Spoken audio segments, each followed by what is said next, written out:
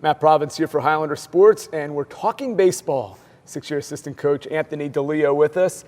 Got to be an exciting year for you guys. First of all, you do have a real talented roster, but let's get into having a home field. Talk a little bit about being at Yogi Stadium, what that means to the program. Yeah, it's been a game changer for us. I think to be able to get out there every day, 12 days in a row now, to be able to play live out there, be able to get work in, indie work, kind of understand how the park is going to play, especially a historic yard that's a lot of money and investment has gone into.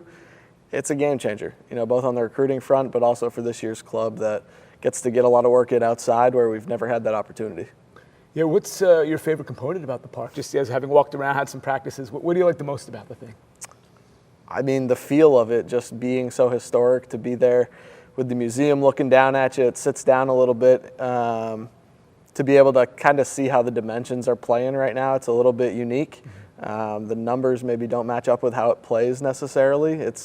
I think we're going to be able to lose some balls offensively, but with our deep staff, I think we can kind of play to the big parts of the park. And once these locker rooms get announced and opened up, I think guys are really going to love that and spending more time over there.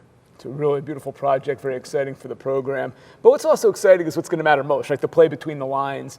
Last year, a lot of injuries, a lot of expectations going in, but I feel like this year, this is a deep Highlander team. So why don't you just talk a little bit about the overall feel for the roster that's been assembled, what's coming back, and where you guys think you are right now as you're getting closer to opening day?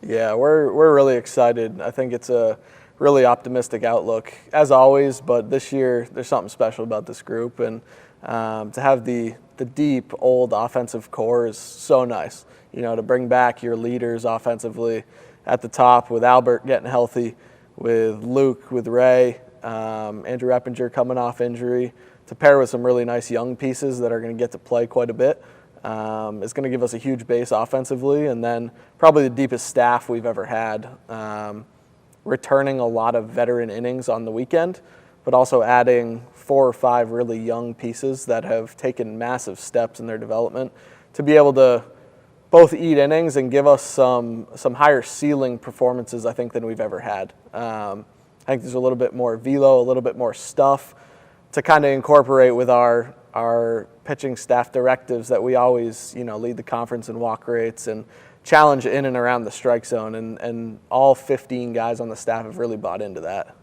Yeah, and we'll go back to the offense for just a second, because you mentioned a lot of names that a lot of Highlander baseball faithful know because they've been here, they've had a lot of success. They just needed to stay healthy, and last year, of course, that was a bit of a problem. But you have a lot of young guys, and you could talk about maybe some of the freshmen that you might be excited about, but even some of the sophomores, guy like Ty Sally showed some promise last year. So where are you on developing the younger portion of what is kind of a deep, more veteran-laden roster? Yeah, we're really lucky to have such a base of those old guys to kind of help along the young staff.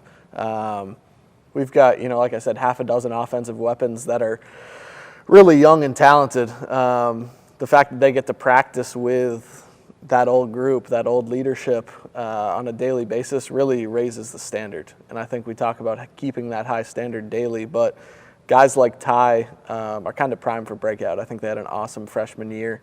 All freshman team for him, really dynamic player, power speed combo that's gonna roam the outfield with Albert every day.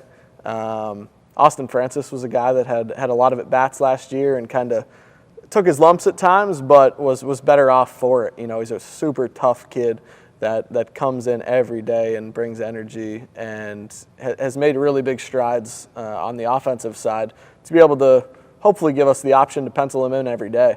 Dylan Can, kind of in the same boat, another guy that can play up the middle, tough kid that can do it on both sides of the ball. And then you got a couple freshmen that are contending for some playing time with Cade Ladahoff, freshman from IMG that was just picked as the freshman of the year by Perfect Game.